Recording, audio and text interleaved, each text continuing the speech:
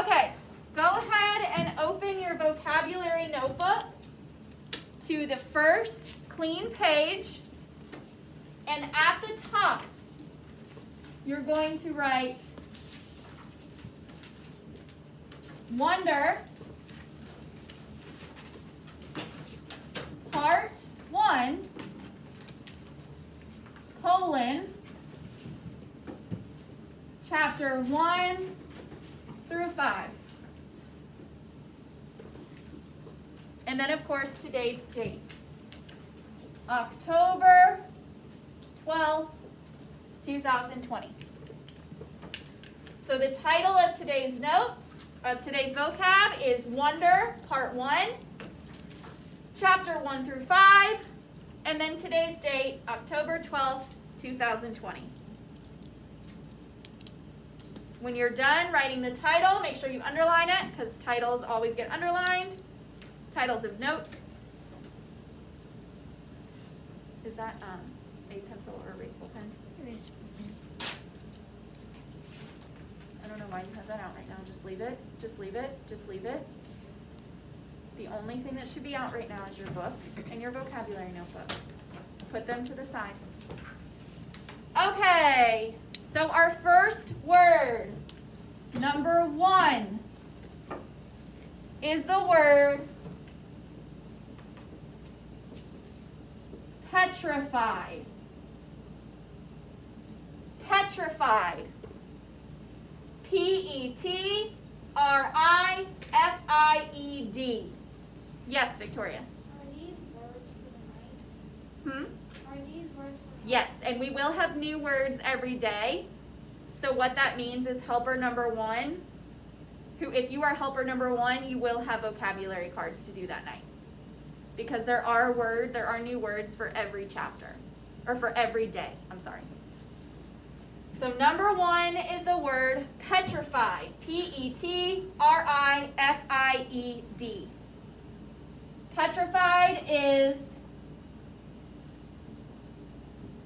an adjective, which means it's a describing word. Michaela, we have 3 words today, you'll have all 3. So make sure that you are spelling everything correctly and you are writing every single word. Remember, do that thing where you check word by word. Do you have the word petrified? Is it spelled correctly? Do you have the word adjective? Is it spelled correctly? And it means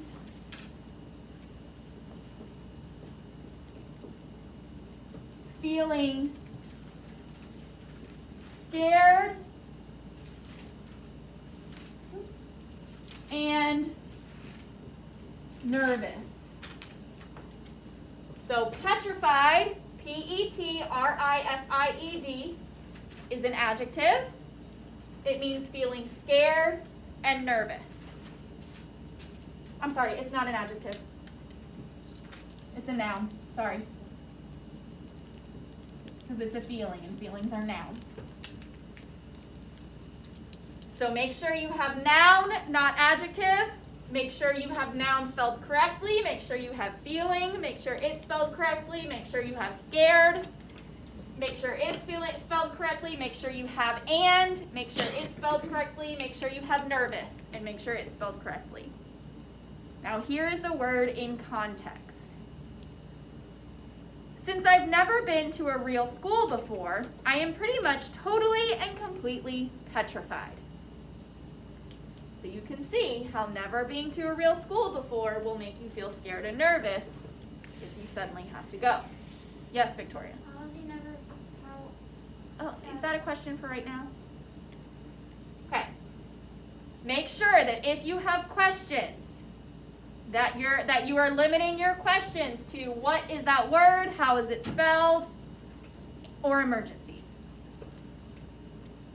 Number 2 is the word hindsight. Hindsight. Hindsight. Hindsight is spelled Hindsight.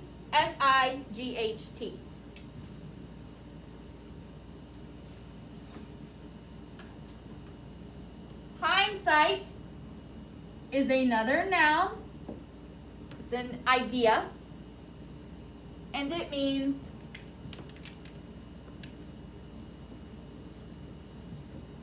looking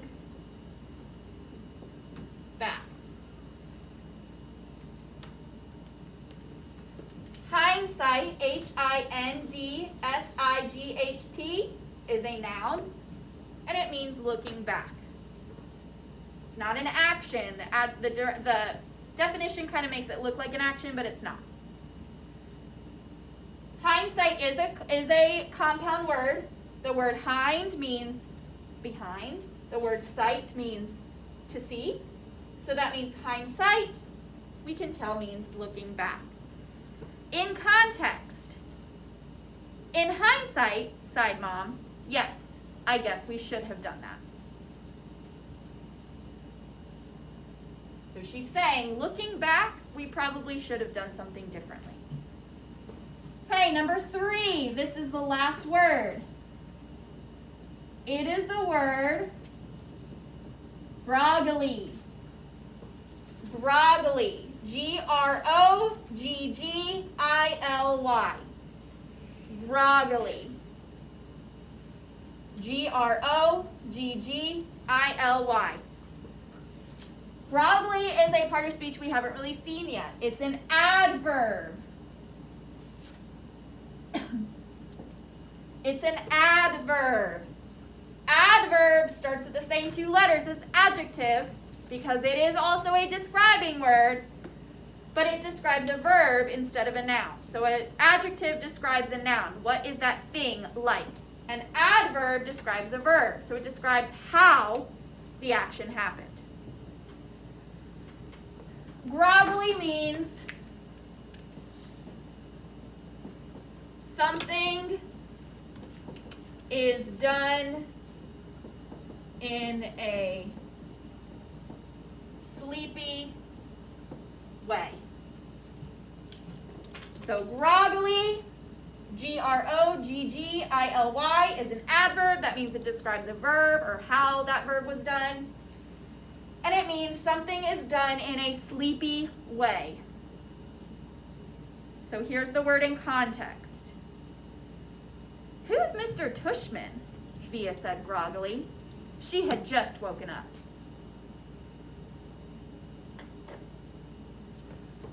Okay, so those are all the words. Okay. Wonder by R.J. Palacio. Go ahead and open your book to page 1. It's the page that looks like this. Make sure that you are following along and you are listening.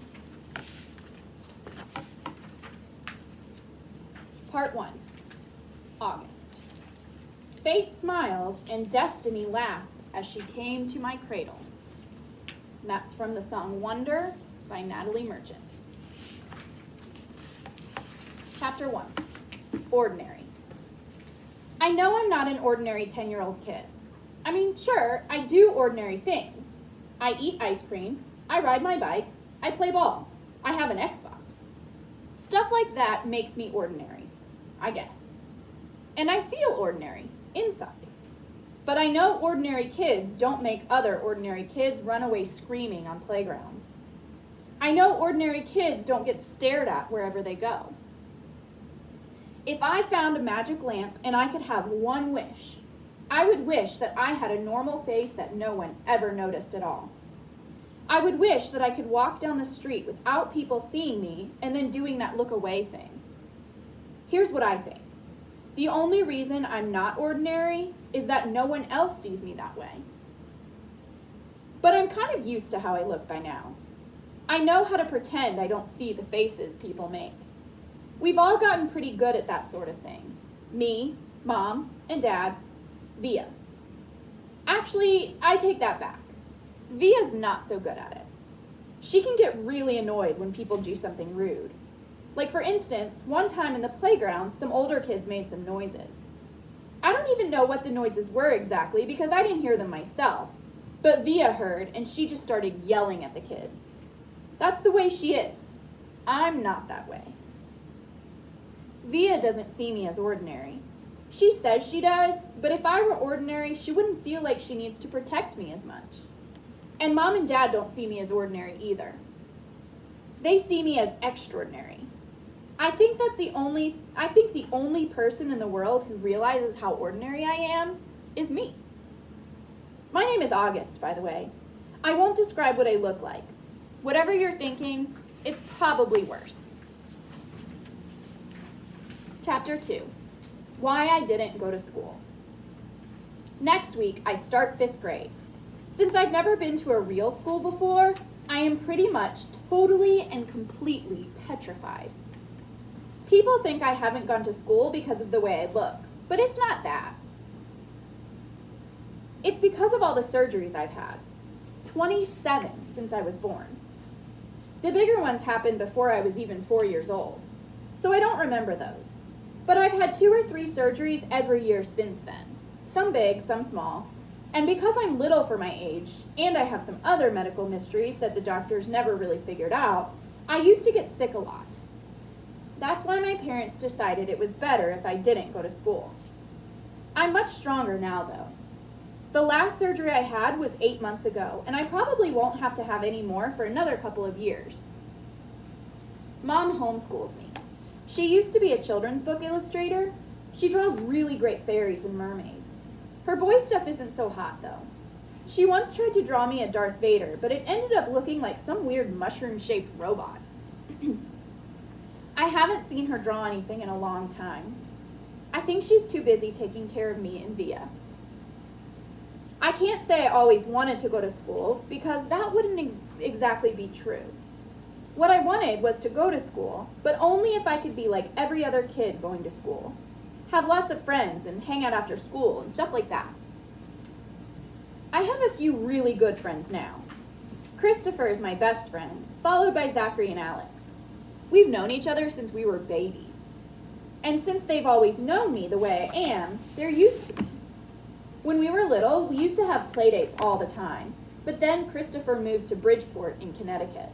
That's more than an hour away from where I live in North River Heights, which is at the top tip of Manhattan. And Zachary and Alex started going to school. It's funny, even though Christopher's the one who moved far away, I still see him more than I see Zachary and Alex. They have all these new friends now. If we bump into each other on the street, they're still nice to me though. They always say hello. I have other friends too, but not as good as Christopher and Zach and Alex were. For instance, Zach and Alex always invited me to their birthday parties when we were little. But Joel and Eamon and Gabe never did. Emma invited me once, but I haven't seen her in a long time. And of course, I always go to Christopher's birthday. Maybe I'm making too big a deal about birthday parties. Chapter 3, How I Came to Life.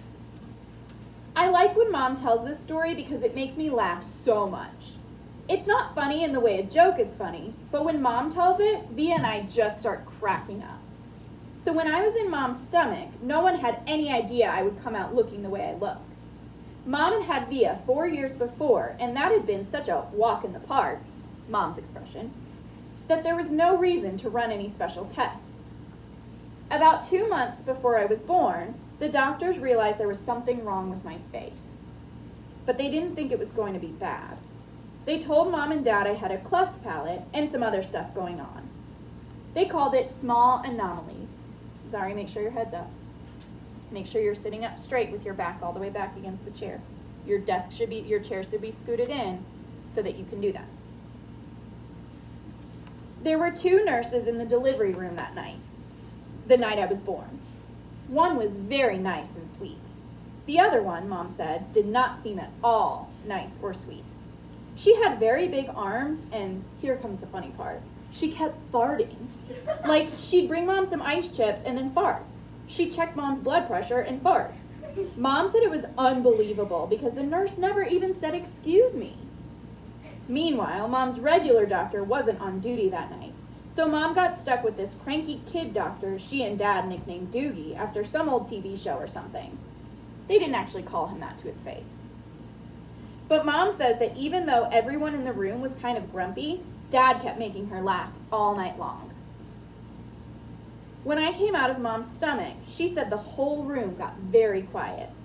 Mom didn't even get a chance to look at me because the nice nurse immediately rushed me out of the room. Dad was in such a hurry to follow her that he dropped the video camera, which broke into 1,000,000 pieces. And then Mom got very upset and tried to get out of bed to see where they were going, but the farting nurse put her very big arms on Mom to keep her down in the bed. They were practically fighting because Mom was hysterical and the farting nurse was yelling at her to stay calm, and then they both started screaming for the doctor. But guess what? He had fainted right on the floor. So when the farting nurse saw that he had fainted, she started pushing him with her foot to get him to wake up, yelling at him the whole time. "What kind of doctor are you? What kind of doctor are you? Get up! Get up!" And then, all of a sudden, she let out the biggest, loudest, smelliest fart in the history of farts. Mom thinks it was actually the fart that finally woke the doctor up. Anyway, when Mom tells this story, she acts out all the parts, including the farting noises, and it is so funny. Mom says the farting nurse turned out to be a very nice woman. She stayed with Mom the whole time, didn't leave her side, even after Dad came back and the doctors told them how sick I was. Mom remembers exactly what the nurse whispered in her ear when the doctor told her I probably wouldn't live through the night. "Everyone born of God overcometh the world." And the next day, after I had lived through the night, it was that nurse who held Mom's hand when they brought her to meet me for the first time. Mom says by then they had told her all about me. She had been preparing herself for the seeing of me. But she says that when she looked down into my tiny mushed up face for the first time, all she could see was how pretty my eyes were. Mom is beautiful, by the way, and Dad is handsome. Via is pretty, in case you're wondering. Chapter 4, Christopher's house. I was really bummed when Christopher moved away 3 years ago. We were both around 7 then. We used to spend hours playing with our Star Wars action figures and dueling with our lightsabers. I miss that.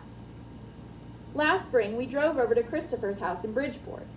Me and Christopher were looking for snacks in the kitchen, and I heard Mom talking to Lisa, Christopher's mom, about my going to school in the fall. I had never, ever heard her mention school before. "What are you talking about?" I said. Mom looked surprised, like she hadn't meant for me to hear that. "You should tell him what you've been thinking, Isabel," Dad said. He was on the other side of the living room talking to Christopher's dad. "We should talk about this later," said Mom. "No, I want to know what you're talking about," I answered. "Don't you think you're ready for school, Augie?" Mom said. "No," I said. "I don't either," said Dad. "Then that's it. Case closed," I said, shrugging, and I sat in her lap like I was a baby. "I just think you need to learn more than I can teach you," Mom said. "I mean, come on, Augie, you know how bad I am at fractions." "What school?" I said. I already felt like crying. "Beecher Prep, right by us." "Wow, that's a great school, Augie," said Lisa, patting my knee. "Why not Via's school?" I said. "That's too big," Mom answered. "I don't think that would be a good fit for you." "I don't want to," I said. I admit, I made my voice sound a little babyish. "You don't have to do anything you don't want to do," Dad said, coming over and lifting me out of Mom's lap. He carried me over to sit on his lap on the other side of the sofa. "We won't make you do anything you don't want to do." "But it would be good for him, Nate," Mom said. "Not if he doesn't want to," answered Dad, looking at me. "Not if he's not ready." I saw Mom look at Lisa, who reached over and squeezed her hand. "You guys will figure it out," she said to Mom. "You always have." "Let's just talk about it later," said Mom. I could tell she and Dad were going to get in a fight about it. I wanted Dad to win the fight, though a part of me knew Mom was right. And the truth is, she really was terrible at fractions. Chapter 5, Driving. Make sure you're sitting up straight, backs flat against the chair, scoot your chairs in. You're in a good listening position. Books are down, flat on your desk, or just barely raised. Scoot your chair. Chapter 5. Driving. It was a long drive home. I fell asleep in the back seat like I always do, my head on Via's lap like she was my pillow, a towel wrapped around the seatbelt so I wouldn't drool all over her. Via fell asleep too, and Mom and Dad talked quietly about grown-up things I didn't care about. I don't know how long I was sleeping, but when I woke up, there was a full moon outside the car window. It was a purple night, and we were driving on a highway full of cars.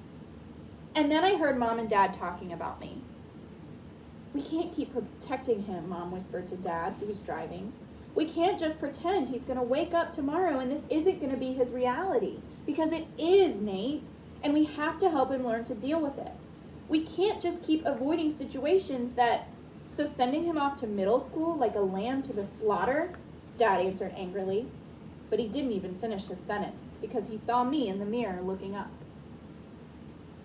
What's a lamb to the slaughter? I asked sleepily. Go back to sleep, Augie, Dad said softly. Everyone will stare at me at school, I said, suddenly crying. Honey, Mom said. She turned around in the front seat and put her hand on my hand.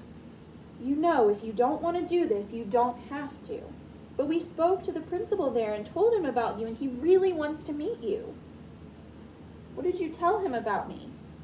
How funny you are and how kind and smart. When I told him you read Dragon Rider when you were 6, he was like, wow, I have to meet this kid. Did you tell him anything else? I said. Mom smiled at me. Her smile kind of hugged me. I told him about all your surgeries and how brave you are, she said. So he knows what I look like? I asked. Well, we brought pictures from last summer in Montauk, Dad said. We showed him pictures of the whole family and that great shot of you holding that flounder on the boat. You were there too? I have to admit, I felt a little disappointed that he was a part of this. We both talked to him, yes, Dad said. He's a really nice man. You would like him, Mom added. Suddenly, it felt like they were on the same side. Wait, so when did you meet him? I said. He took us on a tour of the school last year, said Mom. Last year? I said. So you've been thinking about this for a whole year and you didn't tell me? We didn't even know if you'd get in, Augie, answered Mom. It's a very hard school to get into. There's a whole admissions process. I didn't see the point in telling you and having you get all worked up about it unnecessarily. But you're right, Augie. We should have told you when we found out last month that you got in, said Dad. In hindsight, sighed Mom, yes, I guess. Did that lady who came to the house that time have something to do with this? I said. The one that gave me that test? Make sure heads are up. Yes, actually, said Mom, looking guilty. Yes.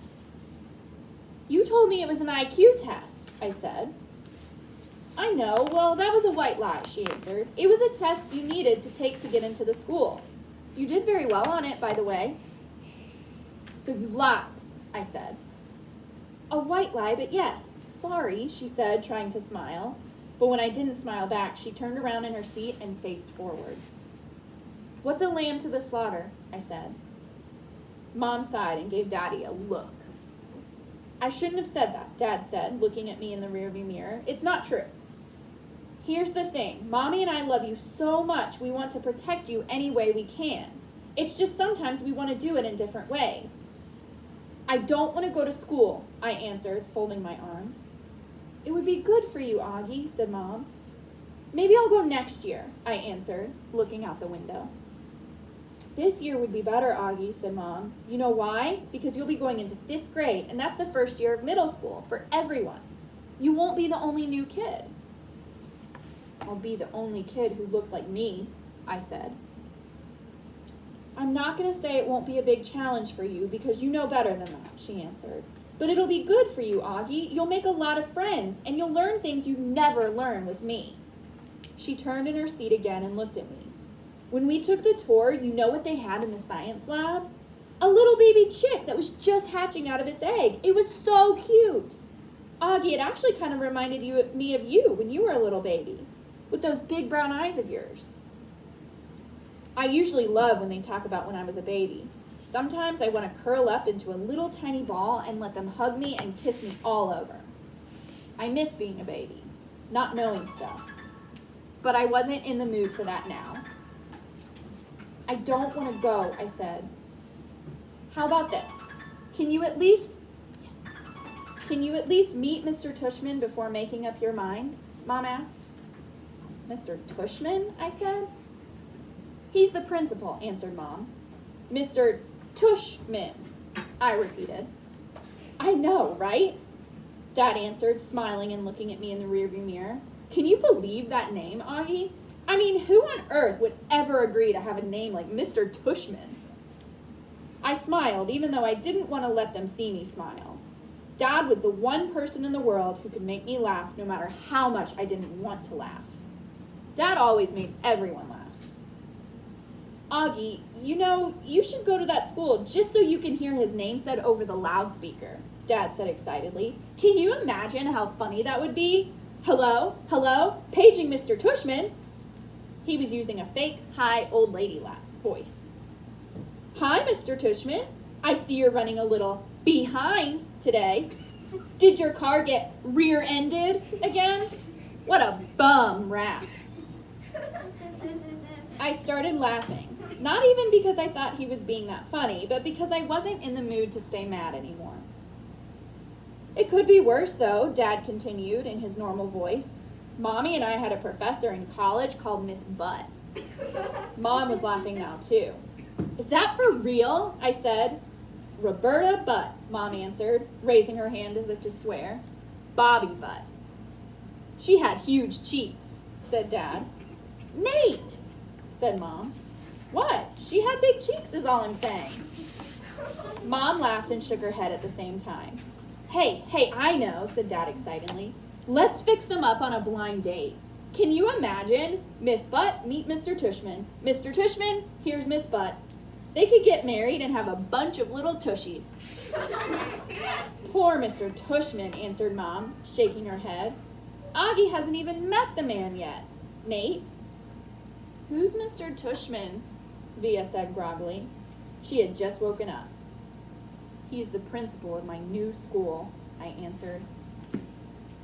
Okay.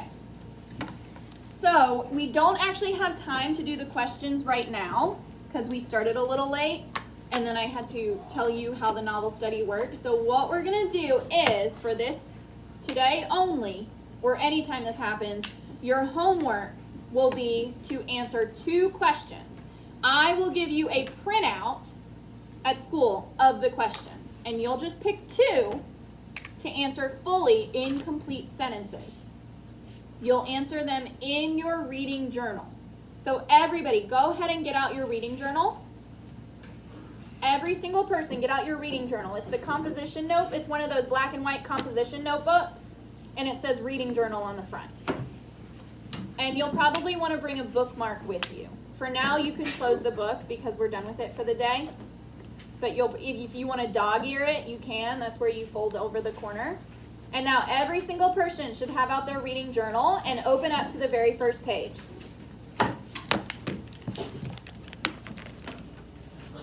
Open up to the very first page.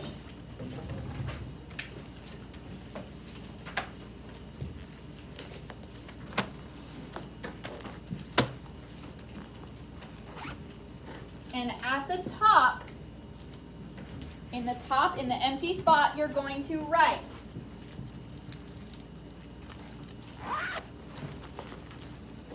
Wonder,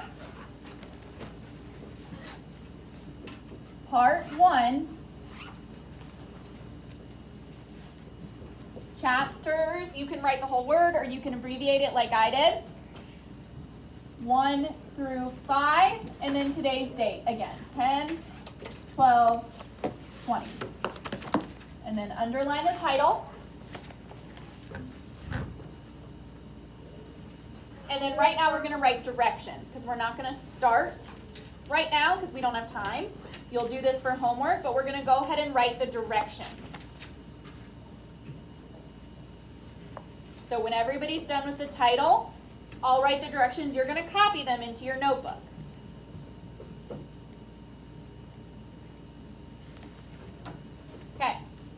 Your directions are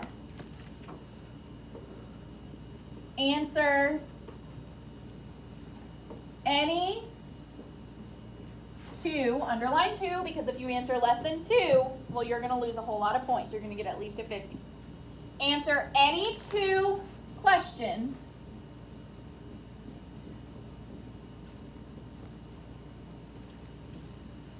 with at least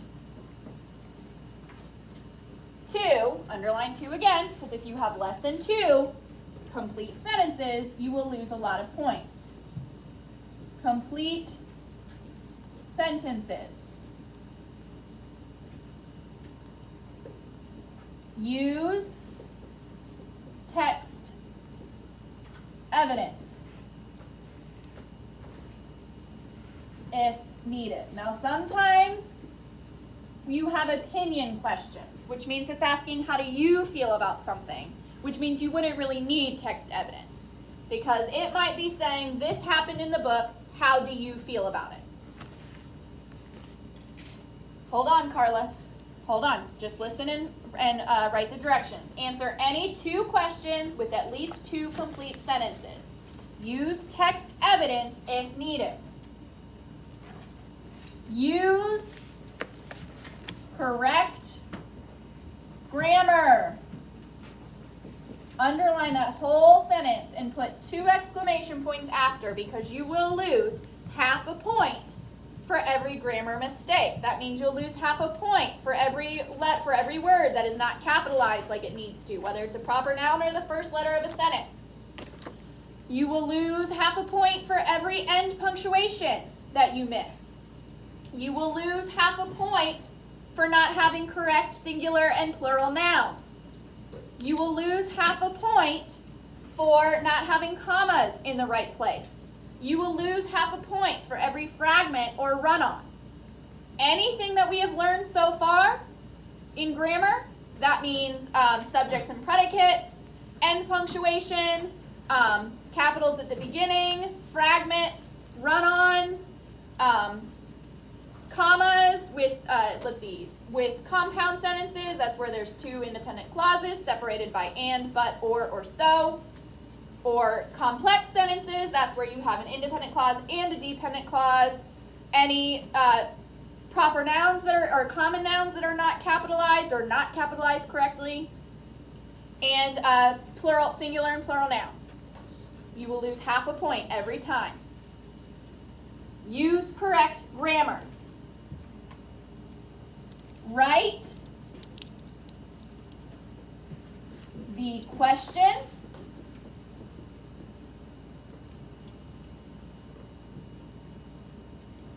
skip one line, write the answer. So you must write the question, then skip one line, then write the answer. Skip one line, write the second question, skip one line,